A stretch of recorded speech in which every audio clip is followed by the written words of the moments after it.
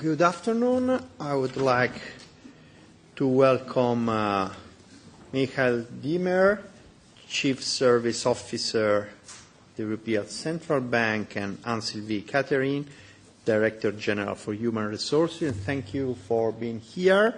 As you know, this is an open coordinators meeting, which we are focusing on the issue of ECB management for human resources. The origin of this is our Banking Union report of 2016, where the Parliament noted that the contracting practices of the ECB leave room for improvement, especially in regard of the number of short-term contracts, check on staff working hours, transparency on recruitment process, and willingness to negotiate with the unions, and noted the ECB announcement that it has appointed its first chief service officer to manage all administrative service, IT service, and human resources. And indeed, Mr. Diemer has been appointed in this new role created in August 2015, following a review of ECB organizational setup. I would really like to thank our two guests and the ECB and its president for its willingness to engage in a discussion with the Parliament on these topics, which, by the way, is part of a broader and very excellent institutional cooperation between our two institutions that we highly appreciate. I received also a letter by President Draghi referring to this exchange of view, where he, of course, makes reference to this new position and the openness to discuss our issues today, but also express a readiness to have a discussion on matters going beyond technical aspect with the member of this committee in the context of the regular hearing of the President of the ECB in our monetary dialogue. So we will proceed like that. I will give the floor to Mr. Diemer for some introductory remarks, and then we will give the floor to colleagues for their questions. Please, the floor is yours. Mr. Chairman, honourable members of the European Parliament, ladies and gentlemen, Anne-Sylvie Catherine and I are pleased to speak to you today and respond to your interest in better understanding human resources management at the ECB. Given the specific nature of the topic you want to discuss and the responsibilities assigned to us by the ECB's Executive Board, the ECB's President, Mario Draghi, asked Anne-Sylvie Catherine and me to attend today's ad hoc meeting to answer your technical questions. Let me point out, however, that we will not discuss issues which go beyond the technical remit of HR and organisational policies, for which the two of us are responsible. A broader discussion on such matters may be carried out with the President or other members of the Executive Board, in line with the accountability framework laid down in Article 284 of the Treaty. I should add that the President will be addressing your committee again next month. Anne-Sylvie Catherine and I joined the ECB fairly recently, with different professional backgrounds. We have used the time since we joined to listen and observe, to draw our conclusions and, in line with guidance received from the Executive Board, to initiate the appropriate follow-up actions. Please allow me to share with you 3 key points that I want to develop in my introductory remarks. First, the ECB had and still has a very challenging task and mission, requiring solid competence, strong adaptability, and resilient commitment from its staff. The past few years have shown that our colleagues have taken on this challenge, delivered what has been asked for, and they continue to do so. We need to preserve this fundamental asset and make sure that it flourishes. This is why we have a fully fledged HR framework in place to support our staff so that they can deliver in an effective and sustainable way. And thirdly, we know that more could and should be done.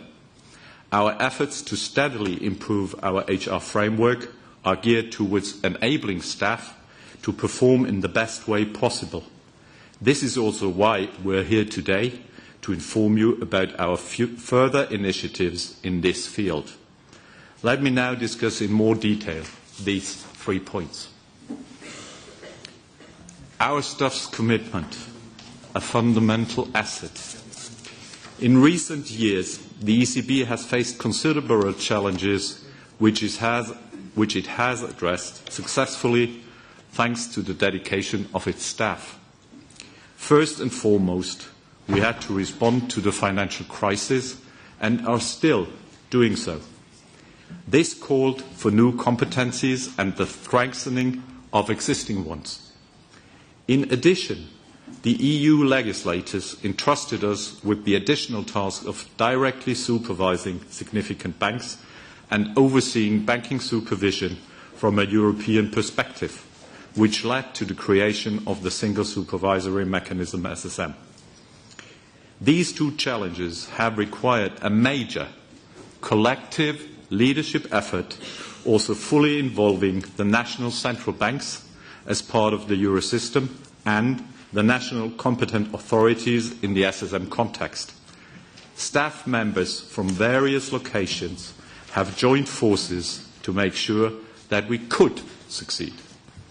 In fact, through our annual reports and your regular hearings with the President, you of course have a good overview of what the delivery on our task means in concrete terms. For example, conducting non-standard monetary policy measures, being involved in macroeconomic adjustment programs under the so-called two-pack, carrying out the comprehensive assessment exercise and stress test. The creation of the SSM meant being able to attract the most talented 1,200 well-qualified and experienced talents out of over 20,000 applications without compromising our performance-based recruitment principles.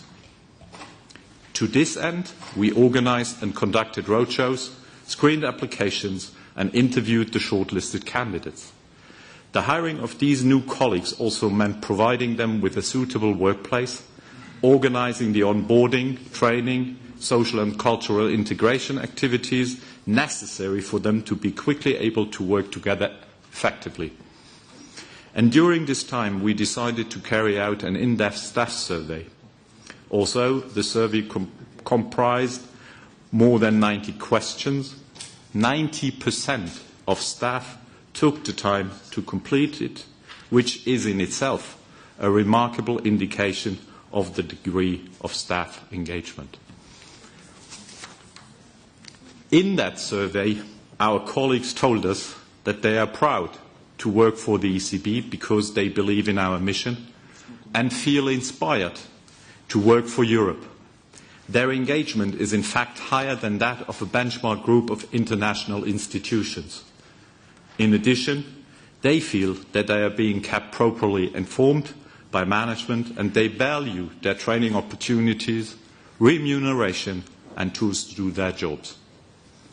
We cannot emphasize this enough. We are extremely proud of what our colleagues have achieved. They have demonstrated the ECB's resilience in the face of new challenges, and they showed the importance of having an institution that is strongly committed to its staff, as without them, this institution cannot accomplish its mission. The ECB's commitment to its staff.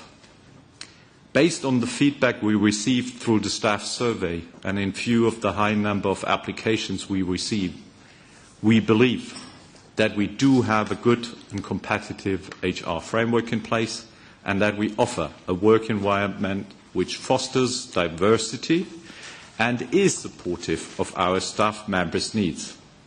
Let me give you some more details. First, The diversity of our staff is a key asset. We have staff from all EU member states, covering a wide range of ages and with different professional and cultural backgrounds. They are all working together to achieve the same goal. We are committed to promoting diversity and inclusion in all its dimensions, such as gender, nationality, religion, sexual orientation, ethnic origin, age, cultural background, and disability. On the subject of gender, for instance, we have set ourselves targets which we published in our annual report, and we are following a concrete action plan to achieve them. In addition, one aspect that is often forgotten is diversity of thinking, which is an inherent part of the ECB. We do encourage open discussions at the ECB in order to benefit from the diversity of backgrounds of our staff members and consequently devise more robust solutions by taking into account a correspondingly diverse range of views. This is also true for HR matters. For instance, I regularly invite colleagues from different business areas and with different roles to meet with me for informal coffee mornings, during which I listen to their ideas and their questions on various topics. Their different perspectives and experiences are an essential input for my and our daily work. Second, our objective is to provide a work environment which is geared towards enabling staff to perform in the best way possible. Hence, it is imperative that we give full consideration to the health of our staff. We offer services and facilities which are conducive to a healthy work environment, an in-house medical centre with a nursing team and the daily presence of medical advisors, extensive medical insurance coverage, as well as sports and cultural club and the fitness facility. We also offer flexible working times, teleworking, part-time arrangements, time compensation, and special leave. Moreover, we are organising awareness-raising campaigns and events on health and well-being. We have enhanced our social counselling and provide impartial and independent support for staff members in case of need. And we have introduced an employee assistance programme comprising a 24/7 helpline for all ECB staff and their family members to receive assistance with any type of emotional distress. Third, a key challenge for the organisation as large as ours is to regularly review the way we work together and ensure that it is appropriate for the ECB's tasks. This is why in 2015 we launched the health check of our processes, procedures and organisational structures. Some of the initiatives which resulted from this exercise have been already completed. Others have been delegated to specific business areas which are now leading the processes to implement the necessary changes. My position, that of Chief Services Officer, was also a tangible outcome of this process. By creating this post, the Governing Council decided to improve coordination across support functions and align support services with the needs of the institution as a whole. And I am deeply committed to this objective. Our plan for addressing the current challenges. As I said before, we know that more could and should be done to achieve our objectives. The purpose of the ECB staff survey was not only to understand our strengths, but also to identify the key areas for improvement at the bank. Therefore, it should not come as a surprise that its result confirmed that further changes are needed. In response, we have launched several initiatives. These initiatives cover operational, organisational, strategic and HR-related areas. Today, we will focus on the HR-related part. To start with, let me emphasize that another source of feedback on HR policies is, of course, the in-house social dialogue. The ECB staff representatives, whom I understand you are also meeting following our exchange of views, have contributed to several significant organizational initiatives, most importantly on issues relating to performance management and staff development. And they continue to do so.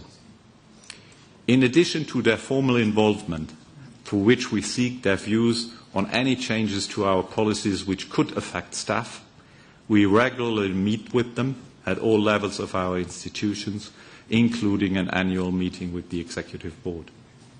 Furthermore, Anne-Sylvie and I have regular ad hoc meetings with the staff representatives, including on urgent organizational matters or individual cases. To take the most recent example of this active dialogue, we have given the Staff Committee an opportunity to contribute to working groups on agreed topics, also based on a survey conducted by the Staff Committee earlier this month. While interacting with our staff representatives, our views may differ, but we are always committed to continuing discussions in a constructive and trustful manner and take appropriate actions. Let me now give you more details of the measures we are planning, especially in two areas we identified as priorities for the upcoming month: staff development and sustainability of workload. First, it was clear to us, and is definitely clear from the results of the staff survey, that our staff members are very ambitious and want to see more opportunities for professional development. Of course, any large organization, and especially one with a low staff turnover like ours, is bound to have limits in respect of how many can progress to higher positions. But we are clearly committed to engaging with our staff to find ways in which we can help make their professional development meaningful and fulfilling. This work is in progress. For example, we will introduce an enhanced competencies framework based on the ECB's common values and organizational principles, which will form the basis for more structured career development and will also play a crucial role in our recruitment. Furthermore, we will soon launch a leadership growth program. In order to continue to fulfill our mandate, we have to enable all our leaders to handle increasing demands and challenges and to support them in further growing their capabilities to lead and motivate their teams. Second, we are fully aware that workloads need to be sustainable over time. We have a duty of care for our staff members. We therefore need to take measures to address the root causes behind staff workload and stress, which are both of a structural and cyclical nature. Let's take a look at the obvious first. Adequate headcount is vital for our institution, a point also recognized by our Executive Board and Governing Council. On this, we need to stress also the importance of looking at the Eurosystem and the SSM as a whole. For instance, Eurosystem technical committees, which involve staff from all national central banks, play an essential part in preparing the ECB's decisions. Still, hiring more staff is no panacea for ensuring sustainable workloads and reducing stress. We also need to better prioritize and plan, as well as optimize the use of our resources. Our managers have been invited to step up their continuous reprioritization efforts and be alert to staff members working excessive hours and feeling overburdened. We will also ensure that working hours at the ECB comply with the EU's Working Time Directive, which seeks to protect workers' health and safety across the EU. At the same time, we want to measure ourselves and be judged by what we achieve rather than how many hours we spend in the office. We truly believe that a sustainable solution to the problem of work pressure and the associated stress is intrinsically linked to how efficiently we work. A healthy, sustainable working culture is crucial, one in which we prioritize sensibly and do not treat everything as urgent and highest priority. That's why we are also investing in the growth of our managers, for instance, through the leadership development program I mentioned before. And perhaps less obviously, stress may also have to do with matters related to individual employment, such as the uncertainty about contract renewals. We are aware of these concerns, which have also been raised by the ECB staff representatives, and would like to emphasize that around 80% of our staff have either an indefinite contract or a contract that is likely to become indefinite. With the recent SSM recruitment, the proportion of staff members with an indefinite contract is likely to rise substantially in about a year's time. Moreover, we have agreed to take concrete steps to reduce our reliance on agency staff. We can do this in several ways: creating new ECB positions, reprioritizing certain activities, and possibly also involving external services are among the options we are looking at. For a start, in 2015, we decided to convert the agency staff budget into about 45 new ECB positions, which provided employment and development opportunities for agency staff.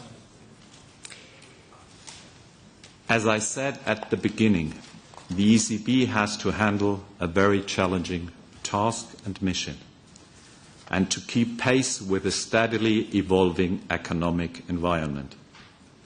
To do so, we need to embrace change and give the ECB the best tools and resources to handle it. We have listened to the concerns of our staff and, in line with the Executive Board's guidance, we are committed to delivering tangible results on all the topics I have outlined today. We will continue to listen and will closely monitor progress made. The next staff survey is planned for 2017. I believe the strong HR framework and the various initiatives described today will provide a solid basis for enabling ECB staff members to serve Europe to the best of their ability now and in the future. Thank you for your attention. I look forward to your questions. Thank you very much for your very comprehensive presentation. We have about 30 minutes maximum, because after we have the second part of our meeting with the ECB staff representative, I invite members to ask for the floor. The first who did is Fabio De Masi. So you have the floor, Fabio. Yes, you ask the floor. Others, I'm waiting for requests. Well, good afternoon. Thanks a lot for the availability of parts of the ECB. I would have appreciated if we would have opted for a common format here with the staff representatives, but nevertheless, it's a huge step forward that we have this discussion today. And let me confirm you first that in the last 2 years that I have been engaged with staff representatives of the ECB alongside other colleagues here in this room from different political groups. I can confirm the impression you have yourself quoted, that your staff is proud to work for the ECB and is highly committed to your mission. So, as the ECB is the most important economic institution currently in the Eurozone, and it has had to cope with additional tasks, I think that the issue of a healthy work environment is not so much only about social fairness, but it's also about performance-related issues. So your staff being valued in terms of the critical input, and we are concerned that some of the problems that we witness at ECB may also negatively affect the performance of staff, because they are afraid, for example, because of temporary work contracts to voice concern where concern is needed in a knowledge-driven institution. But let me come to my specific questions. First of all, I would like to know whether you could break down the total workforce at ECB into permanent staff. You talked of 80% staff not yet converted in full-term contracts and definitive contracts into temporary agency staff, staff on short-term contracts, staff seconded from national central banks, and so on, trainees or other categories of non-ECB staff working for the ECB. Secondly, I understand that temporary agency workers are hired by the ECB under German law. The law requires that prior to the hiring of an agency staff, the Works Council of the user has to be involved to get its consent. How does the ECB respect this rule? And the German law on temporary agency work will change. Does the ECB intend to continue to employ agency staff? And if yes, under which terms and conditions? So, for example, what about agency staff for periods longer than 9 months? Will you offer equal pay there? And will you take agency staff over in your workforce after 18 months? And lastly, how long has the longest serving agency staff worker been assigned to the ECB? Thank you very much. Thank you. Please, who would like to answer? Yes, please. Catherine. Yes, please. Thank you for the question. So, with respect to the breakdown of the ECB workforce, so first of all, there's the headcount, and after that, the type of contract that we have. With respect to the headcount, we are close to 2,900 full-time equivalent, which translates into a little over 3,350 contracts, because not everybody then works part-time. And the breakdown is indeed we have 80% of these contracts which are of either a permanent nature or what we call fixed-term convertible, which means contract that can give rise to permanent employment. The breakdown between these two categories are that 44% of the contracts are of a permanent nature, and 36% are to be converted into permanent positions within 3 years. The reason why we say that the ratio between fixed-term, convertible and permanent is likely to increase in the coming years is because we have the wave of recruitment with the SSM, and the period for conversion will happen in the coming 2 years. So this is why the ratio of permanent positions will even further increase within this 80%. Further, after that breakdown, and all the figures that I'm quoting now as of 15th of October 2016. Those are the latest data that we have. Only 6% of these contracts are of a short-term nature. By short-term, we mean duration of up to 1 year. Another 6% are still fixed-term contracts of 1 year or more, but which are not convertible. That is another 6%. The remaining contracts, they correspond indeed to secondments from other organizations, whose holders are after that returning to the institutions at the end of their assignments at the ECB. So from these figures, I think it is quite clear indeed that the use of temporary contracts at the ECB is very modest. When do we have recourse to these contracts? There can be two types of situations. So first of all, it can be to meet a specific time-limited organizational need. Let's say a given project that is limited in time, or we have a staff member wanting to work part-time for a limited period in time, and then we still tasks need to be achieved. So that is the one reason. And then we can have also staff members who are absent from the institution for any given reason, which can range from maternity, adoption leave, or they go on mobility to other institutions. And this is when we have recourse to short-term contracts in order to cover their absences. And there we cannot use any kind of permanent contracts because those people who go away, they have a right to come back when they, after a while. So this is why we cover the absences with short-term contract. So this is the overall composition of the workforce and how it is distributed between a vast majority of permanent positions or positions that can become permanent, and a minority of short-term resources.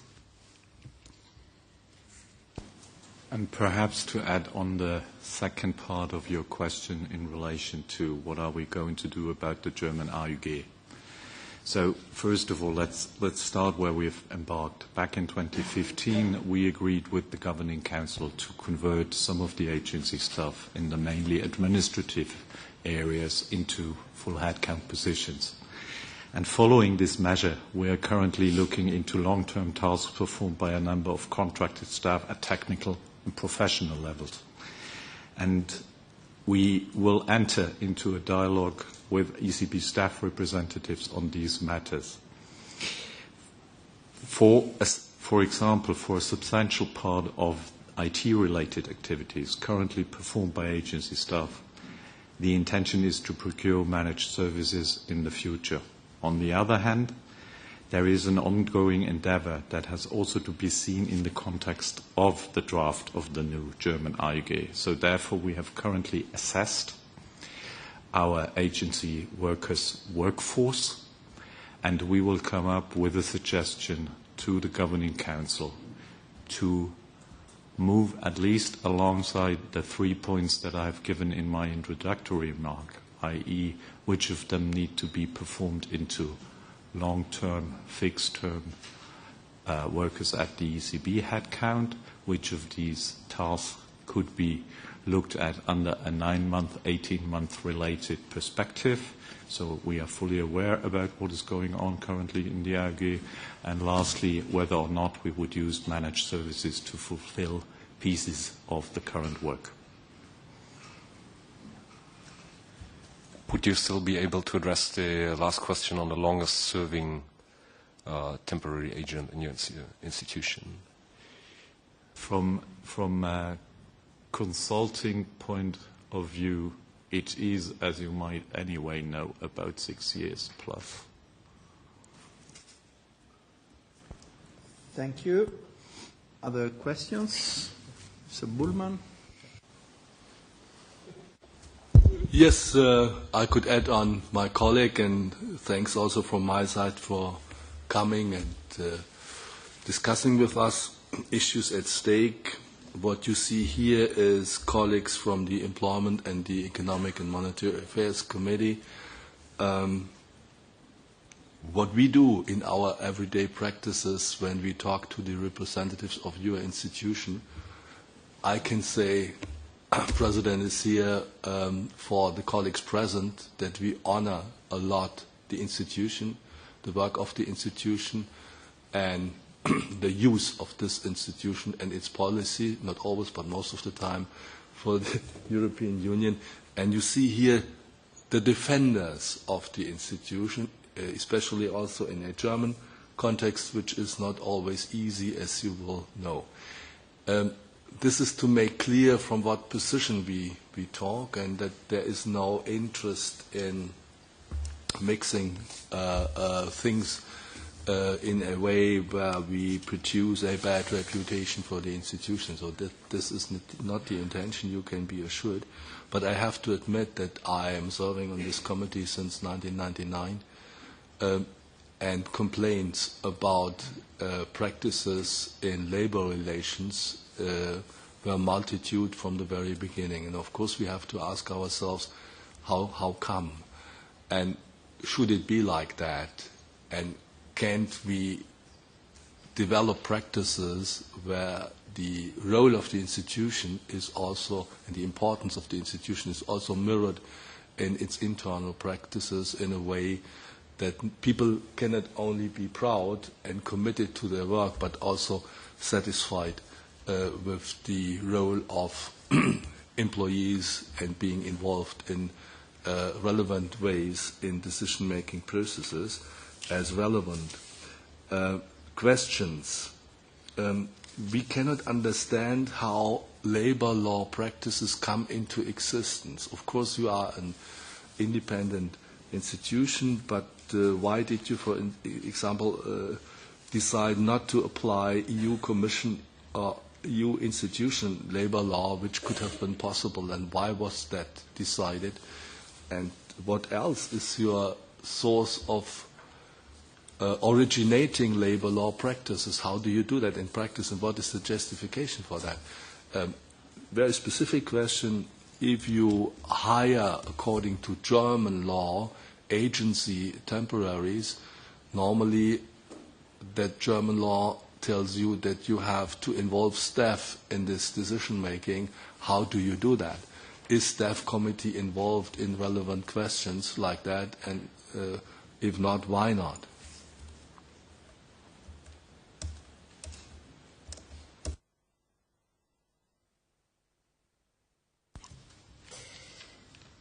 Thank you. This is a very relevant question with respect to the way which I will answer is within the technical remit of HR for which I am responsible. If there are after that aspects of your question that go a bit beyond that, the discussion can be continued with the President or other members of the Executive Board in line with the accountability framework which is laid down in Article 284 of the Treaty of the Functioning of the European Union. And I am sure that the President will be ready to fully answer your question next month when he will be back before your committee as to how this came about. What I can, however, share with you as a newcomer as well to the institution, having worked in a European organization before, is how I have observed it functioning. My understanding of how it works is that the ECB is indeed entitled by treaty, and it is that this is what was decided by the member states when the ECB was founded, that it would define the employment conditions of its staff members, and that the member states entrusted the ECB with that responsibility. However, that does not mean that this is done in a legal vacuum. That does not mean that this is done in a legal vacuum without any respect or reference to general principles of law, general principles of transparency, general principles of accountability. And the general principles that we abide by, that we are bound to observe, are no different than those of the other European institutions. So it is by virtue of union law that we have that framework, but we are bound to apply the general principles of law of the member states, the general principles of European Union law, as well as the EU regulations and directives which concern social policy, whenever they are applicable. And since the entry into force as well of the Treaty of Lisbon in December 2009, also the Charter of Fundamental Rights is an important source of the ECB employment law. In addition, we have within the institution what I would qualify as an intense social dialogue. We have a framework that ensures appropriate staff representation. We have, and you will also interact with the staff representative soon, so we have an elected staff committee representing the interests of all members of staff. And the staff committee must be consulted whenever we are bringing about changes in the ECB employment law or framework. We also have one trade union formally recognized, which is IPSO, and this trade union is also involved in the decision making, consulted as well. And recently, the Court of Justice of the European Union has even affirmed that the right to consult is a fundamental right, and that a decision would be flawed if we didn't observe this right. This means that we intensively consult staff representatives on matters which are important with respect to staff employment conditions. And that is the framework that is in place. In addition, there is also checks and balances which are in place, where we, in addition to that consultation framework, we have also a possibility for staff members to request a review of decisions that affect them. And there are procedures like administrative reviews, like also grievances and special appeals, which form also the possibility for staff to challenge given decisions or given frameworks. And of course, the ECB is accountable before the European Parliament. Within that existing framework, what I think is that really there is an opportunity for a constructive social dialogue, because it is my strong belief as a human resources also professional that the perspectives that staff have and staff representatives have and that people in management roles have are complementary, and that it is in our interest and in the interest of the institution to interact as openly and as constructively as possible on all matters which are of interest of staff. And that means that even within this framework, we can also involve staff representatives from the outset when we develop new initiatives, new policies, new projects. So we are meeting informally, the staff representatives, on a regular basis. They have meetings with HR every 2 weeks where we can raise issues, and these issues may be of an organizational nature. They can also be on individual cases. And recently, we have proposed to the staff representatives to work on a joint work program.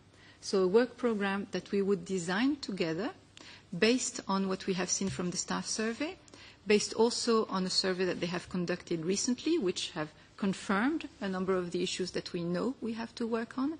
So we have proposed to work on a joint plan that we would after that propose to the President. And we have also proposed to go on a retreat together in order to define that work plan, define what are the priorities, define what would be the milestones, the roadmap, the schedules under which we would deliver, so that really from the staff, from the start, that the input of staff representatives be embedded into our policy design and decision making. So, to cut a long story short, there is indeed a framework whereby the ECB sets its own employment law, but this is in line with existing principles of law, which we take very seriously, and in addition, we are committed to devising our policies in close collaboration with the staff representatives. Short follow-up. So does that mean in practical terms, before you hire temporary agency staff, that you consult the staff committee or representatives of the staff? No. And why don't you do that? And how can you justify if you apply German labor law? Well, we apply German labor law in general for the piece that is related to the agency staff. But again, as Anne-Sylvie already just laid out about the framework that we act in, this does not include all pieces of the German Mitbestimmung. Let me put it this way. Nevertheless, we are committed to work jointly with the staff committee on improving how we are going to get that done. And we have raised that with the gentleman up there in the meantime multiple times, and we are committed to involve them in that change of related staff development, performance management framework, and things like that. Jutta Steinruck. Yes. Ich bin im Beschäftigungsausschuss und kenne die EZB im Detail nicht. Ich weiß natürlich, was sie macht, aber mir geht es nochmal um die konkrete Einbindung der Mitarbeitervertretung, die es ja wohl gibt. Wir haben ja schon einen europäischen Rahmen, der sowas sicher nicht im Detail, sondern den Mitgliedstaaten da auch ein bisschen Spielraum gibt. Aber sozialer Dialog ist ja gerade sehr modern in Europa. Und wir sollten ja als europäische Institutionen da auch vorbildlich sein. Wie sieht die konkrete Einbindung der Mitarbeitervertretung aus bei Einstellungen, bei Entlassungen, bei Beförderungen? Weil es war ja nie die Idee, dass das eine Kaffeerunde ist. Eine zweite Frage. Sie haben jetzt, glaube ich, mehrfach beide gesagt, dass es keinen so richtigen Rechtsrahmen gibt für die Mitarbeiter. Unterschiedliche Rechte, die unterschiedliche europäische Ebenen haben. Wie wird sichergestellt, dass die Mitarbeiterinnen und Mitarbeiter tatsächlich auch einen angemessenen sozialen und arbeitsrechtlichen Schutz haben? Und wo können die den einklagen oder ihre Rechte dann auch nachverfolgen?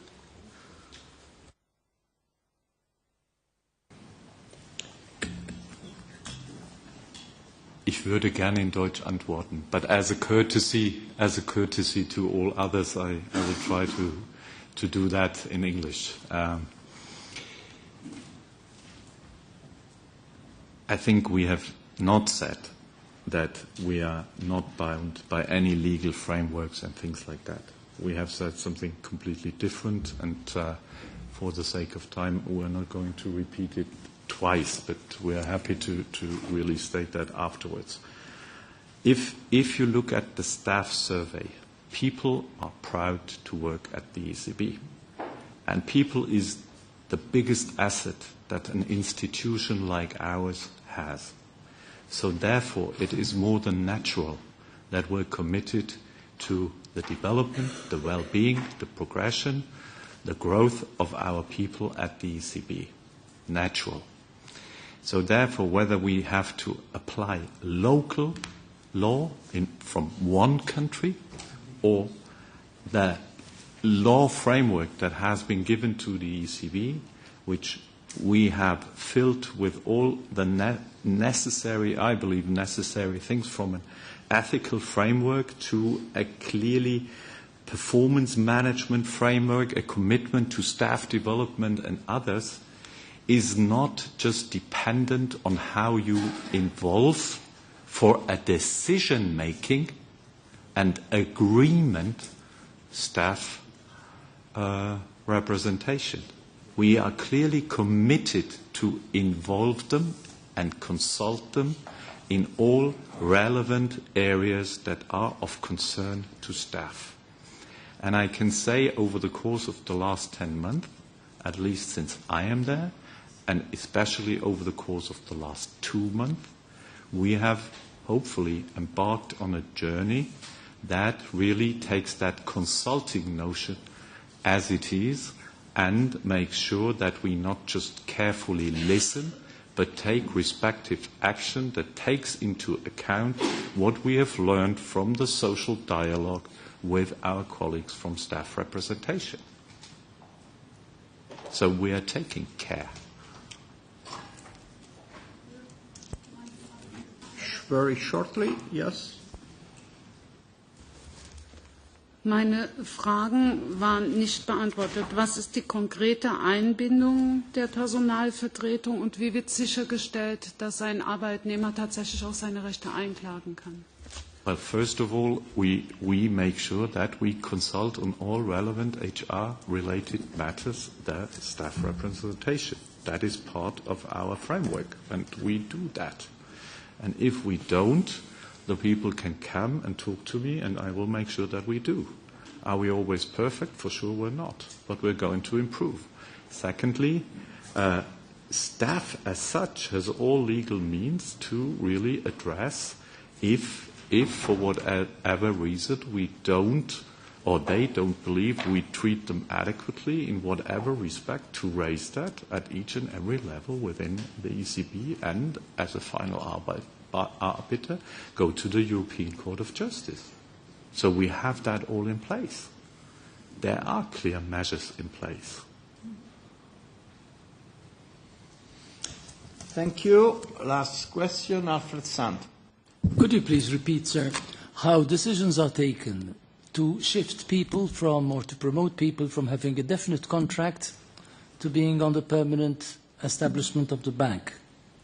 Is it correct that a number of people who are on definite contract could be retained on definite contract almost indefinitely? They are practically established without really being established. Is that a practice that you follow? Sorry, can we repeat it? I didn't get it. Sorry. Yes. Could you please repeat, if you haven't already said it, how decisions are taken to shift staff who are on a definite contract onto the permanent establishment of the bank? Who decides that? How is that decided? And can it happen that personnel who are on a definite contract get a definite contract retained, forwarded, continued, so that they're practically on an establishment basis, without really being established. Can that happen? And if so, why? Is there some cut-off point by which people, after having had their contracts renewed for 2 times, 3 times on a definite basis, automatically become either disqualified or on the permanent establishment? So staff can be awarded a permanent contract if they are on a fixed-term contract which is convertible, and that the conversion would happen 3 years after they were hired on a fixed-term convertible contracts, if they don't hold a managerial positions, or 5 years afterwards if they hold a managerial position. The criteria in order to be awarded a permanent contract is first and foremost that there should be an organizational need for that position, and second, it's related to the staff member's performance in the job. So those are the 2 criteria, that there is a need and that the performance meets the criteria. And then the conversion mechanism is quite robust. It is assessed through this criteria by a number of representatives from the business area where the person works, and also the Human Resources Department, and after that with a recommendation made to management if the conditions are met. That is the criteria. So 3 years if you are not in the managerial positions, and 5 years if you're in a managerial position. And what we can state as well, in order to give you an idea of how this happens, is that more than 99% of the contracts are converted, of the fixed-term contract, are converted into permanent position. So there is really a very high conversion rate within the institution. Thank you very much. I think it has been a very useful and interesting exchange of view. And thank you, and I hope, of course, this dialogue will continue at this technical level, and also, of course, as you also said, directly with the ECB Governing Council or with the ECB President, including in the next monetary dialogue next month. So we can conclude this first part and inviting our staff member representative after 2 minutes suspension to move for the second part. Thank you. Thank you. Thank you very much.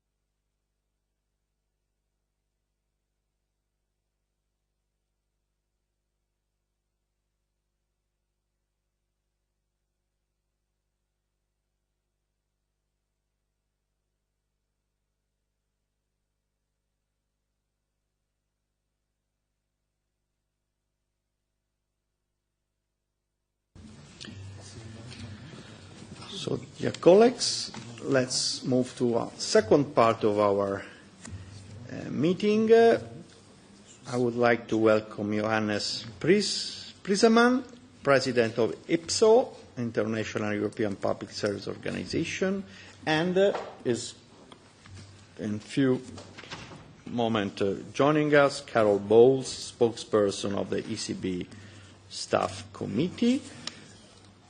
Again, I don't need to repeat that before giving floor to them for introductory statement that our meeting is public and web streamed with interpretation provided in English, French, and German. Is okay if we start? You would be you would do the first statement, okay, and then the reversed order, so we will manage. Okay, please. Well, thank you very much, Chairman Gualtieri, dear honourable members of the Parliament, dear listeners out there. For us, this is a unique opportunity, and we thank the members of the Parliament who has made that possible. We thank also the ECB who has made this hearing possible. We are talking here in the Thatcher room, and we are from the Union. You could not have picked a better choice. We believe that some of the Thatcher policies were not conducive to European well-being, and we are very grateful to the colleagues working at the ECB. We are grateful also to the colleagues in HR who made ample briefings for the two speakers before. We hope that this is not a single event. We hope it is a beginning of a fruitful and joint work on the joint objective to make Europe even better than it is today. First will speak Carlos Bowles. He is the president or spokesperson of the staff committee, elected by these about 3,350 persons working with ECB contracts, which is not the entire ECB workforce, which is some 5,000 to 6,000 we estimate. There were some questions not fully answered, I noted beforehand. So Carlos Bowles will speak from the staff committee point of view, and later on I will speak for the union, and we stick to the short time limit so that there can be fruitful questions. Thanks a lot.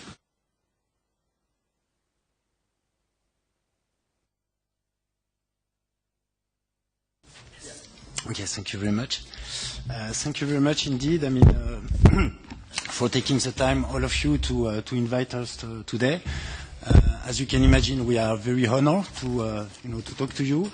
And also, speaking on behalf of the ECB staff, I would like to say that we are very grateful for the job that you do to put some scrutiny on the European Central Bank. Why? Because we all know, and it was mentioned, the European Central Bank is a very powerful institution. It is in charge of monetary policy, of banking supervision, but beyond that, it plays also a role when shaping the future of European society, for instance, via its role in the structural reform agenda. And when do it so, it influences the lives of the hundreds of millions of citizens that you represent, but it does that in full independence, that is basically independent of the representatives of these citizens. And this is why it is important that some accountability, is there to balance the independence. And this is what you are doing for all of us. And so far, you have done so by focusing on, let's say, the external action of the ECB, the decisions that the ECB takes, in all Europe. And today, you are starting to look at what is happening inside the ECB.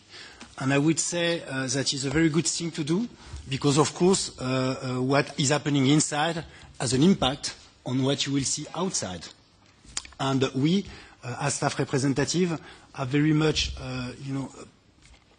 keen to try to support you in your function, because we do not only work for the ECB, we work for the European citizens that you do represent. Now, if someone would like to try to understand what is the situation within the ECB, I think one would need to realize that actually for the ECB staff, the ECB is more than an employer. The ECB is a social security provider. The ECB offers a pension system, a medical scheme coverage, unemployment benefit system, etc. And this comes from the fact that the ECB is a type of extraterritorial organization. So it is a kind of 29 member states. German law is not applicable to the ECB, even though we are on German soil. And then the next question is, who is defining this law? Well, the ECB is adopting legislative decisions which can, have an impact on the staff up to restricting of fundamental rights, the right to talk to the press, the right to go to strike, or the right to do something outside of work, like engaging into external activities. And so these are a type of power that is normally within the remit of an elected body, like you, but at the ECB, that is within the remit of unelected, let's say, bureaucrats, with no offense meant, which are our governing council and our executive board members. And for the ECB staff, that has concrete consequences. That is, the level of dependence of the staff on the institution is very high. And, of course, that has also an operational impact into the way we are working. Time is limited, so I'm not able to touch upon all dimensions, but let me, let's say, evoke two issues. Some of them were touched upon before. One is the issue of temporary contract, and the second one, the issue of the role of favoritism and personal ties in promotion and appointment decisions. So talking about temporary contract or the contractual situation of the ECB, the ECB has decided to deviate from the norm of permanent contract, which is part of the European Social model. It's part of the directives, that you have adopted. And instead, at the ECB, permanent contract is the exception and temporary contracts are the norm. We can discuss about numbers. We have about 4,500 people working at the ECB. About 1,300 are working under permanent contract only. What does that mean? Well, that means that job insecurity is something which is felt very deep for many of those who are working at the ECB. This showed up in the staff survey previously mentioned by Michael Dimmer and Anne-Sylvie Catrin. And of course, the condition under which you can do your job when you fear that you can lose it or that you have your contract not renewed is, different. And this does not foster a situation where staff members are, incentivized to speak out and to challenge the managerial perspective. So beyond the main issue of welfare and well-being, it has an operational impact, because if you think that actually the ECB is an expert-based organization, that our role as experts is to digest the information we receive from a data-rich world, to compile it so that, it is passed to our decision maker in a compiled way so that they can take the decision on a best informed basis. Well, the moment you put a filter on that information processing and that only positive message can meet up to the hierarchy ladder, well, that means basically that we are processing the information in a distorted way, and that has an impact, for instance, in our capacity to identify early indicators of financial crisis coming. So that was for the impact on the precarious contract policy. Now, if I look at the impact of the role of favoritism and personal ties in promotion and appointment, here again, what I would like to say is that we are again in a situation where the executive board are all powerful when it comes to deciding the rules which are applicable to appoint people, to promote them, or to decide to make exception to the rule or not to follow that rule. And the consequence is, over time, this has developed into a situation where the latest survey shows that 80% of the respondents were concerned about the role of favoritism in promotion and recruitment decisions. Now, of course, it is a question of fairness, because when you work, you want to see your merit recognized, flagged by some professional development. But again, it goes beyond that, because it has an operational impact. of course, if it is not the best person that will be picked for the best job, then you can expect that this is not the best decision that you will see as an output of our way of working. Also, it creates issue of group thinking, and these issues, were shown, for instance, by the Bank of England to have played a role in the, the fact that the crisis was not expected. And if the hiring managers or if the executive board tend to appoint the person who thinks like he or her, then of course you will have a set of people who see the world the same way, and that is, again, creating a bias in our decision-making process, which eventually means that it can be captured or reflecting only the interest or the perspective of only one segment of the European population as opposed to the whole. So you can look at many dimensions, but one of them, the obvious one, is nationality biases. So we know, of course, that nationality matters when it comes to appoint people. There was a study carried out by an independent research center, the CESIFO, which have shown that the nationality of the board member had an impact on the nationality of the managers they appoint, which itself later had been shown to have a correlation with the monetary policy decision taken. We are working for all European citizens, and for that reason, it is very important that, our procedures are merit-based and there are no bias which are connected to personal ties or nationality link. So that was the two examples I had in mind. I could touch upon other issues. I could, mention, of course, the level of workload, the stress, the risk of burnout of the staff, the problematic of suicide prevention, the imbalance in our disciplinary procedures. But I think the baseline message is basically, we know since Montesquieu that whenever you have a concentration of power, you have a risk of abuses of power.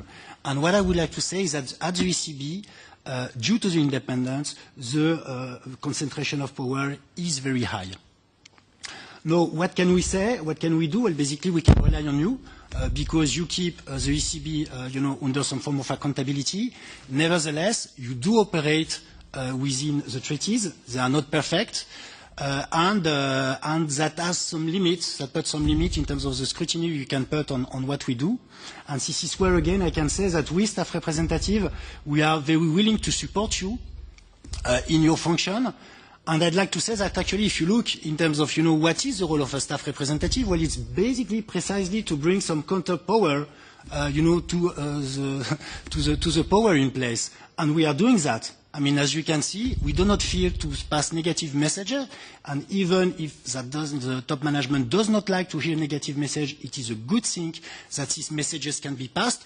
Why? Because if you do not see things that are going wrong, then you are not able to identify the problems, and if you do not identify the problem, you are not able to improve them, to correct them, and to learn from mistakes. So that is basically what we are doing. Unfortunately, as you could see in the first part of the presentation, we are doing that under very restricted constraints. We are only consulted. So, and as we call internally, you call that the consult and ignore procedure, because this is what it is unfortunately all about. And we'd like to be equipped with better participation tools. Mitbestimmung is a very good example. We prize the success of the German model. It is based on a successful social dialogue via staff rep participation. And here again, I would really like if you could continue to support us in your work to call for more participation, more staff representative participation in the decision making. So I would stop there my part, and I would like to thank you for your attention and give the floor to Johannes Priesmann, the President of the Union, who will provide a Union perspective and give some ideas in that respect. Yes, thank you. I will try to be brief. I will tell you briefly who we are, what our wishes for change are, why we do have these wishes, and what the Parliament could do to support that. I can be extremely brief, but please give me also a few minutes. We represent 600 members of staff or of the workforce. We have heard that there are temporary agency workers, and we represent also these, and also trainees who have a lower and more precarious status of employment. So by that we represent 35% of the permanent workforce. Why we are here, I think it is clear. We are here because we are concerned. In one of your hearings, one member of this committee had said the main problem is that the ECB is not subject to democratic control as it should be. We are here precisely because of that problem. We would like to encourage you to strengthen your scrutiny, and we would like to encourage you to support our call for true participation. Some of the answers given in the first session, in particular to colleague Steinruck, were not comprehensive. No, we are not heard in hiring, promotion and firing decisions. No, we are not present when the Governing Council decides on the rules which affect us, i.e., the ECB, in our view, is, and Carlos said it very clearly, special. We have in Article 36, to which also the previous speakers referred, which says the Governing Council adopts the conditions of employment of the ECB. That reads very innocent. It is not. It means that the ECB is at the same time legislator of its own labor law, employer, social security provider, disciplinary authority. It's basically everything in one role. And in which democracy, please, is a law adopted without the representatives being present? There was no answer to the question, why has the ECB decided to opt out the European civil service model of law in which you as a parliament are involved? This is for the president to say. It is related to the independence, probably, and we think we have only one wish. We would like to work under a European constitution, backed by the values of our Article 2 of the treaty, supported by the people, and under this constitution a civil service law is applied, adopted by the parliament, and applies to all EU institutions, agencies, etc. Now, I can also from my perspective say the same as Carlos just said. Regarding the lawmaking, I already said we are consulted, but only in paper. We have no access to the discussions. It is somebody else who represents our opinions. We don't even see the material. We have a right to give 5 lines, and that's it, and then we are informed about the result.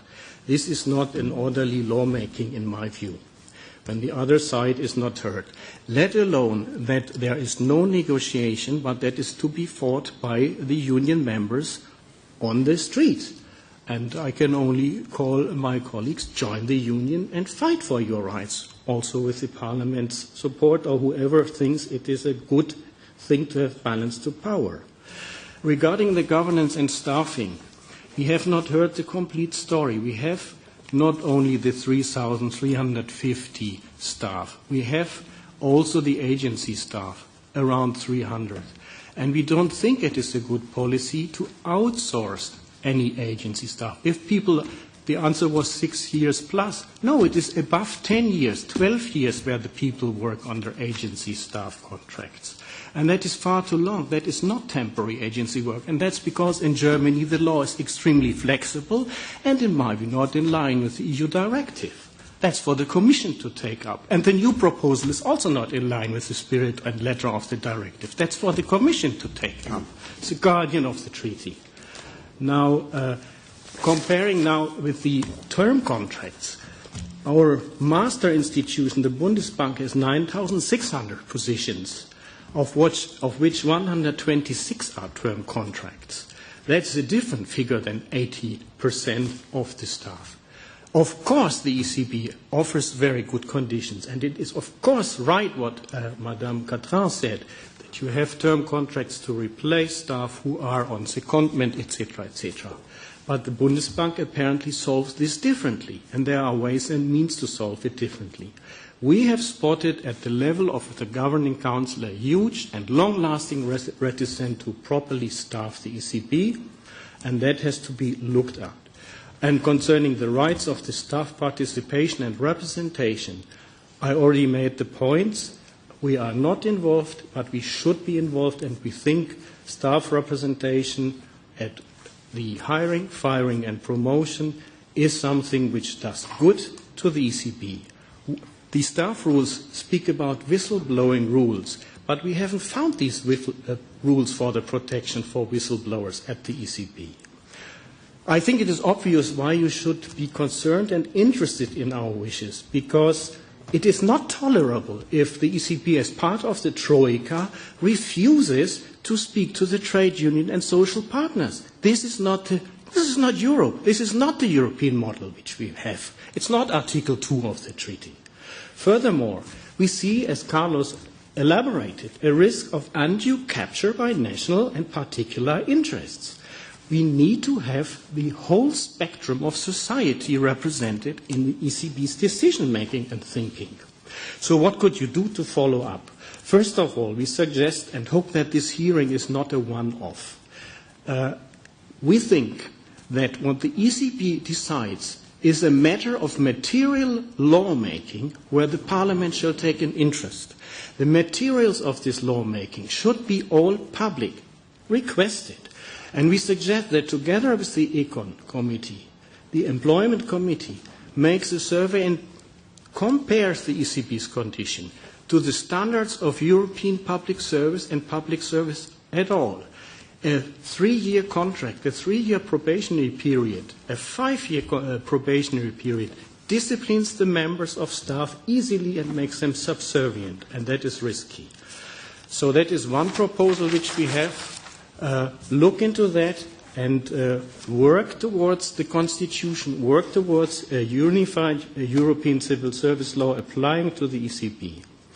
We suggest also that you put governance and staffing issues on the agenda with our top leadership, which we support in their hard work for the really challenging task which we have at the ECB.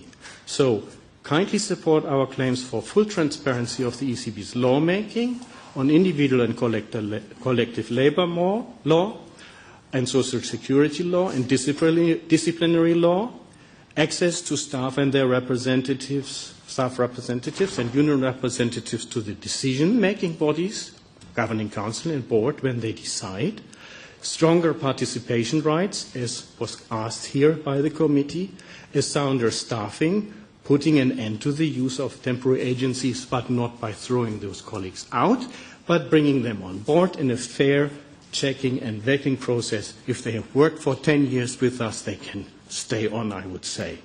And 6 years or 2 years or 3 years, as the German law now foresees. And give trainees the time to train and don't use them as a cheap labor force. We could end ongoing with the list, and I finally don't say support us on the negotiation rights. That is for us as a union. That is whether our members want to do that. I thank you for the attention and the patience with the long intervention. Thank you very much for your presentations. Now the first speaker is Udo Bullmann. Thank you very much, Chair, and thanks to Carlos and Johannes. It's not the first time that we have the occasion to exchange our views. Thanks for coming here. I think it's a very useful exercise which we are doing today. And perhaps let me start with a comment. We can go into details right afterwards, but let me start with an impression. We heard your complaints already for quite a while. But after the first round, I got a feeling how it is really working in practical terms. I think I would feel it, or I have an idea of how it feels if you are an employee. Because my main impression was, and I say this in all due respect to the institution, which I will defend wherever I go,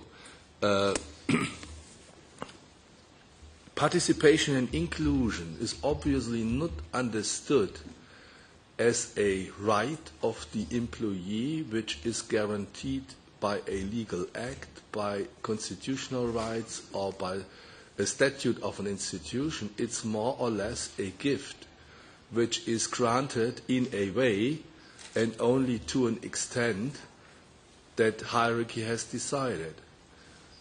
And this is not 21st century in the middle of Europe.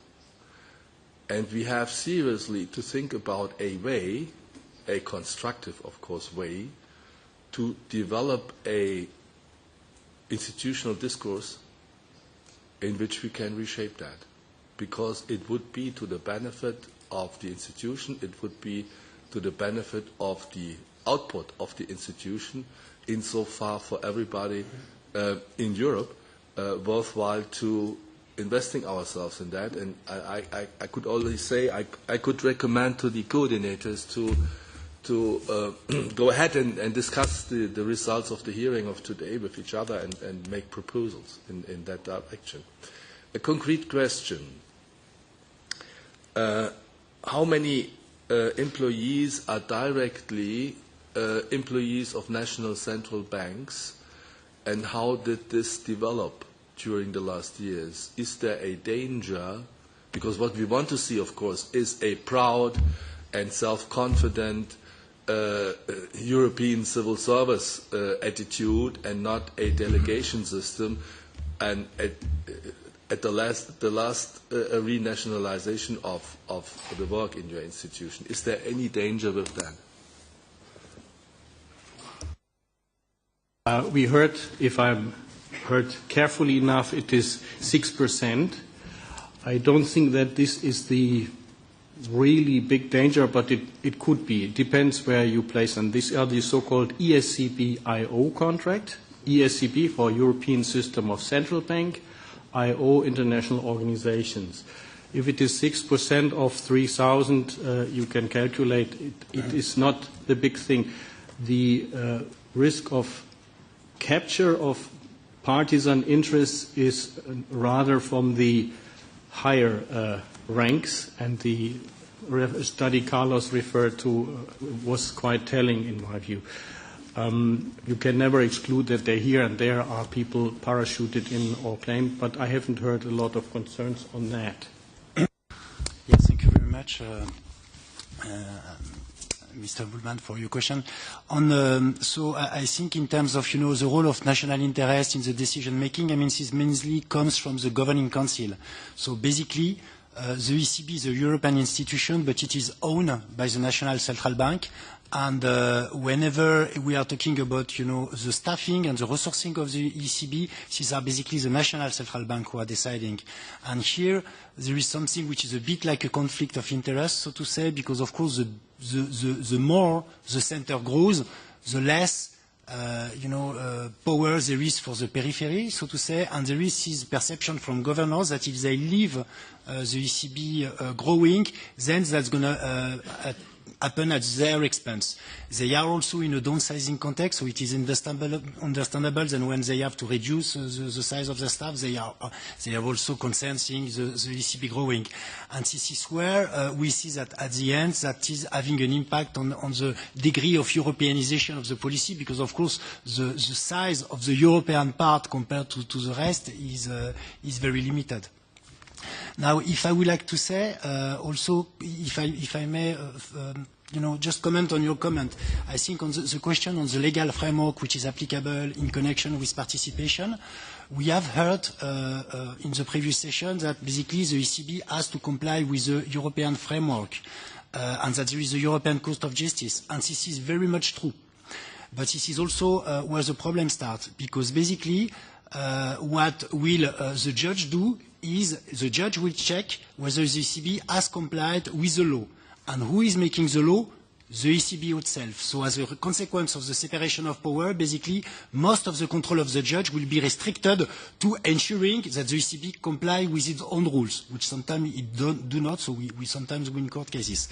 And then this law are supposed to, comply with the general principle of law, but again, these are very high-level principles, and here we have to remind that Europe was built under two principles. The first one is subsidiarity principle, that is, whatever exists at the national level, you do not need to duplicate at the European level. And so, and the second one is the economy, the single market. Europe was built by the economy. It was not built by the social, so to say. And the consequence of that is what you look at the framework applicable at the ECB is whenever you take out the national part and looks what stay at the European level, well, it is very small. There is not much, so to say, in terms of social law. And what is happening at the ECB is a kind of indicator of the Europe we are building. What will be the face of Europe once we have taken the national part and leave it to what we have now? Well, very little for the workers. And of course, this is not the Europe we want. And I think this is also something which is a matter of interest for all the European citizens, that we can strengthen the social dimension for workers of the European construction. Thank you. Mr. Mann. Ja, vielen Dank. Ich nutze mal meine Sprache. Wenn wir bei der EZB sind, und wir haben das ja schon getan, mit der Johannes und Carlos, da war es natürlich in Englisch, können wir auch, aber ich würde mal gerne die Gelegenheit nutzen. Unabhängigkeit. Ja, wir sind dafür, dass die EZB unabhängig ist und bleibt. Das, glaube ich, ist ein wichtiges Item dabei. Aber Unabhängigkeit kann ja nicht bedeuten, dass wir nachher unabhängig sind von bestimmten Regeln, die wir auch mit einhalten müssen. Ich denke, auch das ist klar. Dass wir hier sitzen, ist ja nicht ganz ohne Grund. Ich selbst habe gerade die Verantwortung für die EVP-Fraktion gehabt bei dem Bericht der EZB 2015. Wir werden im November hier in Straßburg darüber mit abstimmen, haben eine klare Mehrheit dabei mit erreicht. Fairness. Ich glaube, Fairness ist das Wichtigste von allen. Also bestimmte Grundregeln dabei einzuhalten, ist ein wichtiger Bereich. Wenn wir zum Beispiel im Econ-Ausschuss, dem ich genauso angehöre wie im Employment-Ausschuss, wenn wir einen solchen im Rahmen unseres monetären Dialoges beispielsweise Draghi befragen würden, würde er bestimmt sagen, ich bin da nicht zuständig, ich habe meine Leute. Uns reicht das nicht. Also ich kann mir schon vorstellen, dass wir im Employment-Ausschuss die Gelegenheit nutzen, das Thema zu behandeln, Gesundheit, weil das ja wirklich ein wichtiges Item ist, zu sagen, dass wir uns an die Regeln halten, Fairness auch den Mitarbeitern gegenüber. Bei der Frage, die ich mal hatte bei EZB-Leuten außerhalb der Europäischen Zentralbank, wie ist das eigentlich bei euch zusammengesetzt? Die haben gesagt, wieso? Die Menschen verdienen Geld. Ja, die Leute, die bei euch sind, verdienen deutlich mehr Geld als woanders, nicht ohne Grund. Das ist klar. Meine erste Frage ist dazu, diese Anzahl von diesen 1.300, die einen permanenten Vertrag haben, also wirklich eine Minderheit, gilt denn das für den Bereich auch, inklusive des Ressorts der Bankenüberwachung, was ja im neuen Aufgabensektor der Europäischen Zentralbank eine Rolle spielt? Und das Zweite, das Argument von denen war immer, ja, aber wir wollen erreichen, dass die Leute flexibel sind. Also sorry, Flexibilität kann noch nicht heißen Hire-and-Fire-Prinzip. Flexibilität kann doch nicht sein, da schwebt ein Damoklesschwert über euch, weil wir nachher sagen können, wir können euch sehr schnell aus diesen Part-Time-Verträgen dabei herauslösen. Das geht nicht. Und das Dritte, die Ideen, die wir in Deutschland haben, eine Begrenzung der Jahre, denen wir Teilzeitverträge mit herstellen können, ist doch sicherlich ein wichtiges und ein Modell, was wirklich Erfahrungswert hinter sich hat. Ich glaube, das ist schon ein wichtiger Bereich. Und dann noch sozialer Dialog. In allen Resolutionen des Europäischen Parlaments, inklusive der Debatten, die wir gerade in verschiedenen Ausschüssen, inklusive Employment führen, ist die Notwendigkeit des sozialen Dialoges mehrfach unterstrichen. Sozialer Dialog ist aber keine Showveranstaltung. Sozialer Dialog muss in der Realität mit stattfinden. Also gehört es genauso hinzu, dass man die Partner dabei mit akzeptiert. Und das sollte auch für die Europäische Zentralbank gelten. Aus meiner Sicht, das kann nicht anders mit funktionieren. Also ich glaube, der Weg, der da ist, ist der richtige. Das Hearing heute ist wichtig. Und vielleicht können wir im Employment-Ausschuss die Gelegenheit dafür nutzen, um die Working Conditions dabei mit zu behandeln. Und da ist das Hearing sicherlich eine Form, die dazu führen kann, dass wir zum Beispiel einen Initiativbericht versuchen ins Leben zu rufen, vielleicht zwischen beiden Kommissionen, die wir zur Verfügung haben. Schönen Dank, dass ihr hier seid, und ihr merkt schon, wir haben das ein oder andere wirklich so schon verinnerlicht.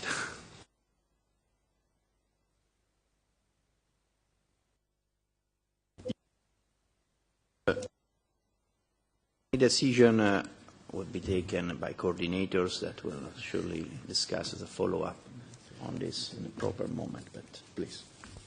Just to comment and answer, we of course would welcome such a report. And the benchmark, in my view, should be principles of European labour law and principles of civil service. To put the things straight and to be fair, you have heard repeatedly, and also in this hearing, there are two categories. 1,300 who have made it to indefinite term contracts, and another, don't nail me, 1,300, 1,400 who hope. Hope for 3 years and hope for 5 years. Managers 5 years, the other 3 years. It's a bit like selling investment products. The ECB has always said 99% of these are converted, which means in HR parlance we have an excellent recruitment because we don't make any errors in this recruitment, or we train the people. Now, nevertheless, it is a Damocles sword, and the 3 years are a period of probation. And again, in the conversion decision, nobody of the staff representatives is informed or involved, i.e. there is no participation in that. And the criteria are very flexible. So what I perceive from the colleagues, they are really concerned, even if they are getting good appraisals, what will happen with my conversion? And that is a sign of fear. As a union representative, these colleagues don't dare to join the union because they think that could jeopardize them being converted. This is crazy. This is a fundamental right. And even if they join, they want to use their private email. Membership may not be public. So that is, and this kind of Damocles sword, that is for me, should be the gist of your inquiry. Look at the rules, how many exemptions and managerial discretion is there, and what is the granted right. If there is no granted right for something, and if there are no, say, vacancies for an external work experience, open offerings and then a competition with scrutiny, then the people see any grant, anything I get it from my manager and only on her or his benevolence as a gift, like Udo said. Even the participation is a gift. And that is, in German, giftig. That's poisonous, because we have to have some rule of law. And you ask whether the conditions are the same. Yes, we have one framework of conditions. The SSM colleagues, single supervisory mechanism, our supervisors have the same contracts. If Europe decides to abolish ECB banking supervision, split it off, then the term contract kicks in. Then they have only term contracts. And that is shifting the employment risk to the employees, i.e. they are very nervous. Sorry, just a question, because to put together a piece of information from two parts of this discussion, because the previous part we heard that the conversion rate 99% is very high. Yes, that's what I repeated. Yeah, but you said that there were concerned and scared that might put in danger being part of this deconversion. So, yes, if I may reply, yes, it's precisely that. The colleagues, even though we have this good track record, they are scared. It's full. That's how it comes at our staff representative. Carlos is the spokesperson of the staff committee. He can dwell on that. Point. I mean, it's a tricky question, but I mean, the main point is if we have 90% conversion rate, why not offer a permanent contract for the start? Because, you know, we can anyway dismiss people who are not performing well. So I don't see the interest of that. We see in the SSM, we see that SSM staff are worried about the impact, the risk of being converted or not. And we are also aware of SSM of a strong role in nationality, in appointment, and nationality cluster. I'm not going to go into specific nationality, but altogether, if you combine a job insecurity plus nationality cluster, well, of course, this is going to have an impact on the way we are supervising the bank.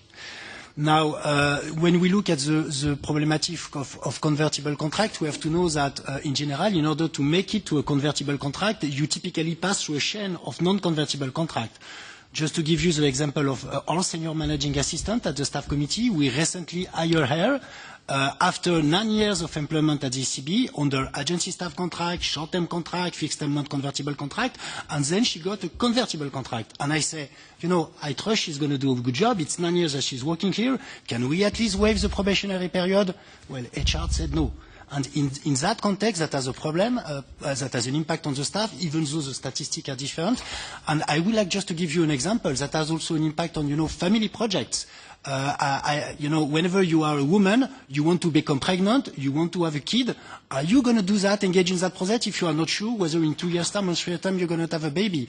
And 1 month ago, I've been contacted by a colleague who basically lost her job because she got pregnant and she was under a temporary contract, and then when she left, she was replaced. And in that situation, it is very difficult to do something because the staff member doesn't want us to act, but that's the type of situation we faced.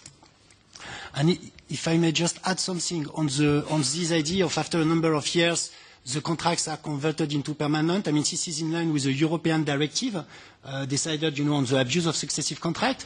The only thing is that this directive adopted by the Parliament starts from the assumption that permanent contracts are the norm. So after 6 years, basically you get converted into a permanent contract. At the ECB, this is not the norm. What does that mean? That to protect the staff from abuses of successive contract, they are dismissed. Mm-hmm. And that's problematic. Thank you. I pass the chair to Mr. De Masi. Unfortunately, for overlapping commitment, I cannot conclude this. Thank you very much personally.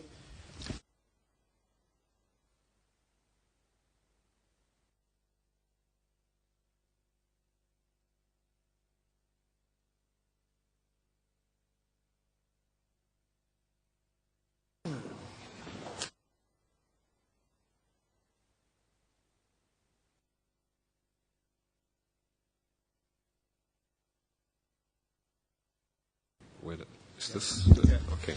So thank you very much. The members of the larger political groups have forced me to sit here, and since I sometimes obey their rules, I agree to, and I have the privilege to call my own name as the next speaker. So it's a very favorable situation.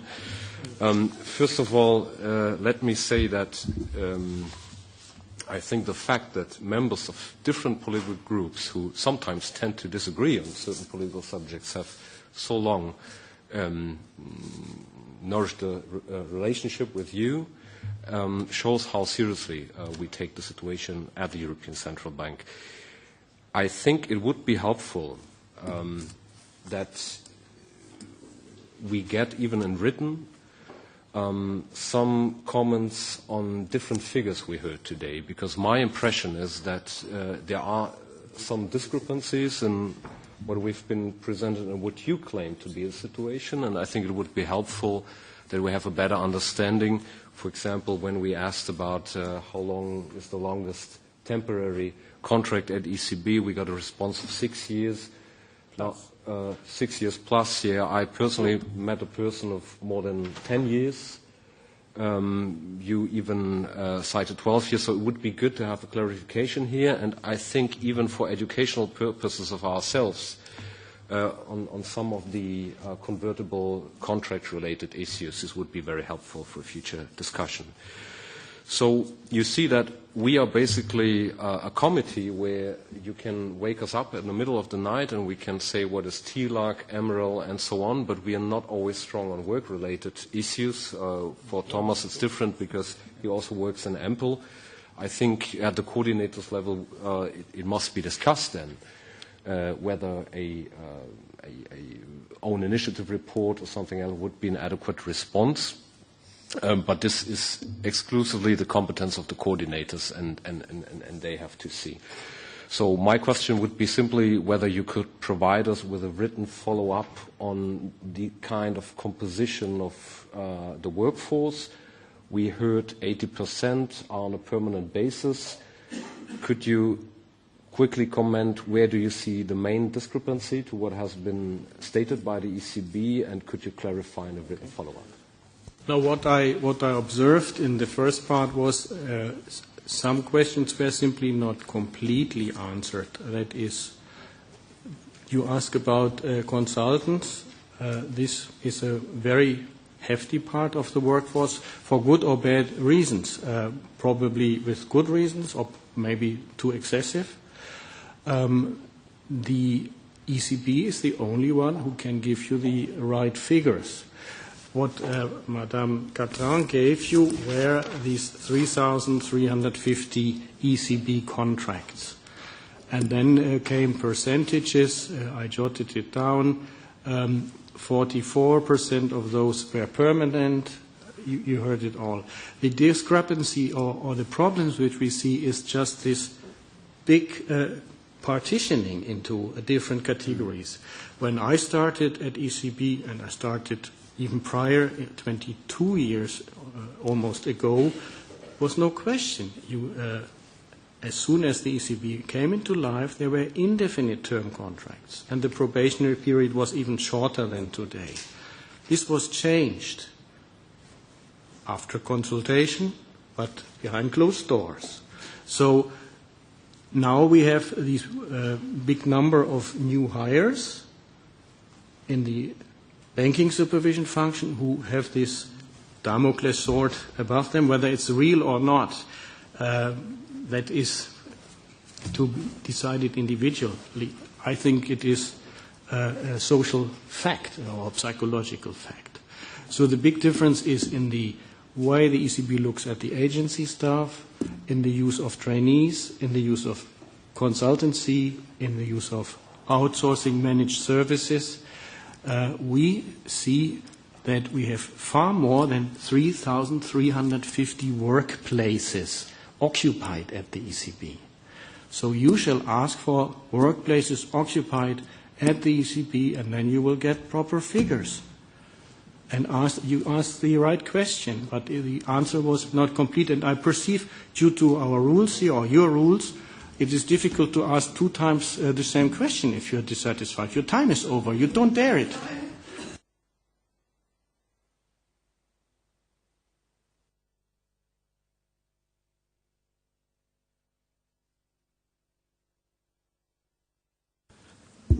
We still have a little bit of time here now, which is a rare privilege in this committee. So are there any other members that would like to take the floor, or members that have previously spoken and would like to inquire on further issues? Meine Frage ist eigentlich ziemlich klar. Als ihr hierher kamt, um zu sagen, wir wollen mit dem Europäischen Parlament reden, oder auch aufgrund der Gespräche, die wir schon mit hatten, hat sich daraufhin etwas tendenziell verändert? Hat man den Eindruck gehabt, aha, die werden jetzt aktiv werden, wir werden jetzt euch die Möglichkeit geben, dass das, was auf dem Papier steht, an Konsultation auch in der Realität umgesetzt werden kann? Ist da etwas passiert? Hat man den Eindruck, dass ein Teil unserer Human Resource oder ein Teil unseres Prinzips zu sagen, wir möchten gern dafür sorgen, dass sie die Dinge möglicherweise verändern, weil bei der Europäischen Zentralbank das Thema Transparency nicht ganz so geläufig ist wie woanders, und wir sagen können, das soll also mehr in unseren engen Räumlichkeiten bleiben. Also hat sich da etwas qualitativ verändert, möglicherweise? War das ein Schritt nach vorne? Allein die Idee zu sagen, oh, das geht jetzt nach draußen hin, wird also jetzt public gemacht, wird ja auch übertragen, das wollen wir eigentlich gar nicht. Ist da etwas passiert aus eurer Sicht?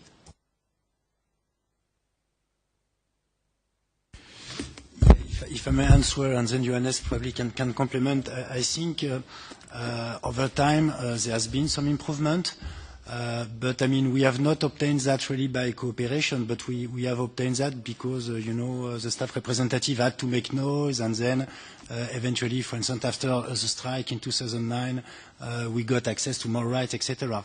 But it would be good if we would have what I call a peaceful resolution mechanism. That is, instead of it's being consulted and ignored or going the full the full Monty, so to say, we've got some intermediate participation mechanism where we could come to a mutual agreement when it takes to decision making.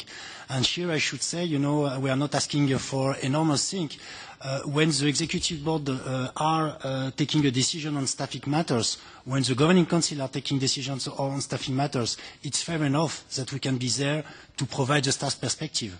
So far, this is the HR department who present our views. And as you can imagine, the way they present our views is not exactly the way we would have liked to present it. So I think there's still a scope for increasing the participation and the decision making, and we count on your help to make that happen as fast as possible. Yes, I would compliment. You have heard very. Yes, just to. Okay. Yeah. You have heard many positive initiatives, promises of Mr. Diemer and Madame Catrin. on our fundamental claims, there has nothing changed to the better. What we have perceived is, from my perspective, the other side starts to communicate more directly with the staff. They have a genuine interest to take the input.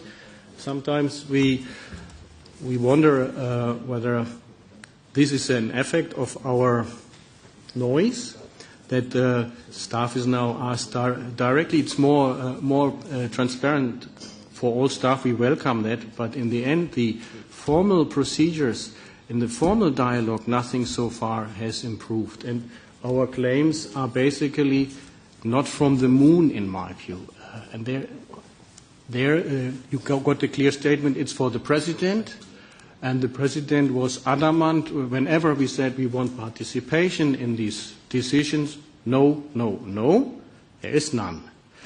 And access to the decision-making bodies is also no, no, no. So we hope that this dialogue helps, and that if you look deeper into the matters and make a check, that we come to more robust rules and more participation, which gives the necessary, takes away this Damocles sword, which is, whether it's right or wrong, it is there.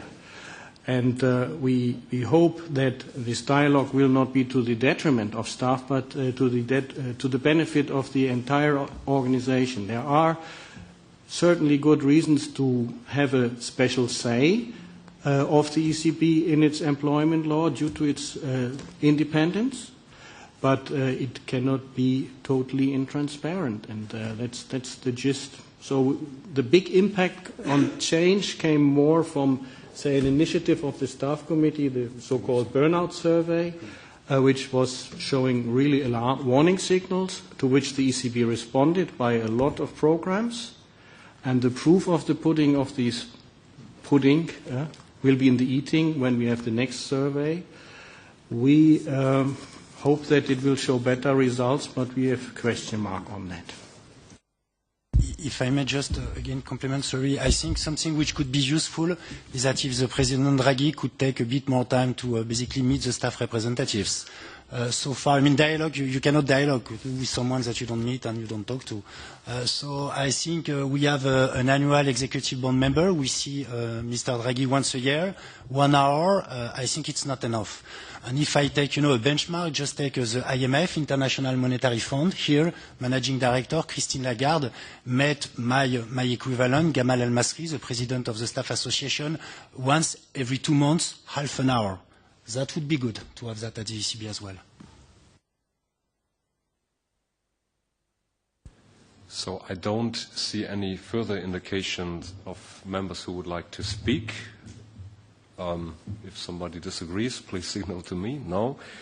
I would suggest to wrap this meeting up. First of all, I would like to thank the present members of the staff representative committees and other members of the ECB workforce who devote so much time and energy to improve labor relations at ECB. I think that the members present here have got a lot of input, and that we will stay in touch and try to submit the message even to Mr. Draghi in one of our future monetary dialogues, and then it's at his decision to decide how he would like to respond to that. I think that there will be a follow-up in the coordinators meeting about what measures to take. It would be nice to have your written comments on some of the crucial data, and I also believe it would be nice to have that ECB staff survey in case that it is public, so that members of both the Econ and Ample committee can consult the results. Thank you very much. It was always my dream to use this hammer. I didn't have to. Thank you very much.